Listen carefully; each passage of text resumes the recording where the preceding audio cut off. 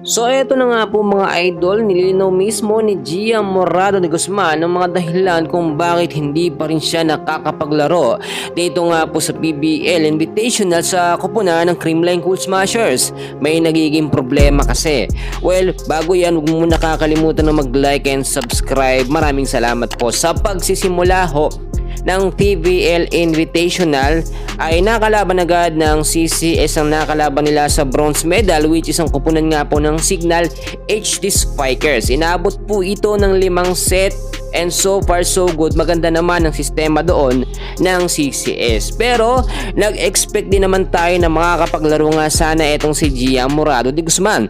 Dahil siya na nga po mismo ang nagsabi sa isang interview na aabangan natin siya. Pero as of now, sa Alas Pilipinas po muna siya. So ngayon may mga dahilan po kung bakit hindi siya nakapaglaro sa CCS. Unang-una mga kaibigan, meron pa kasi siyang commitment dito nga po sa Alas Pilipinas. Do pinayagan naman na siya makapaglaro mga kaibigan, pero hindi po sa pagsisimula ng PBL Invitational.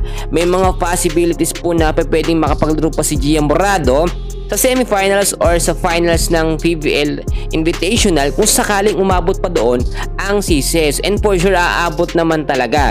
So sa magiging laban ngayon ng Creamline kontra sa koponan ng Cherry Trigo crossover, gagamitin po ulit ni Coach Sherwin Meneses ang same lineup na ginamit nila kontra sa koponan ng Signal. So masasabi ba natin na malakas yung magiging lineup mga kaibigan kahit hindi pa rin available si Bea De Leon at ang ibang mga star player ng Creamline?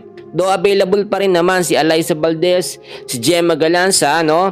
Pero dapat maging consistent po sila dahil umaabot na ng set 5 ang kanilang mga laban. Then usually before, nung original starting lineup ang ginagamit ng CCS, set 3 lamang na sunod-sunod mga kaibigan. Bihira lang maka-set 5 ang kalaban nila kasi pag sinabi ho nating umabot sa set 5, intense and crucial game na yon, critical game na yon, which is win or go home na yun mga kaibigan, no? Pero alam nyo naman bandang huli doon talaga nakakabawi ang CCS. Ngayon mga kaibigan, kapag nakabalik na po itong si Gia Morado de Guzman sa Creamline, automatically papalitan niya si Kyle Negrito.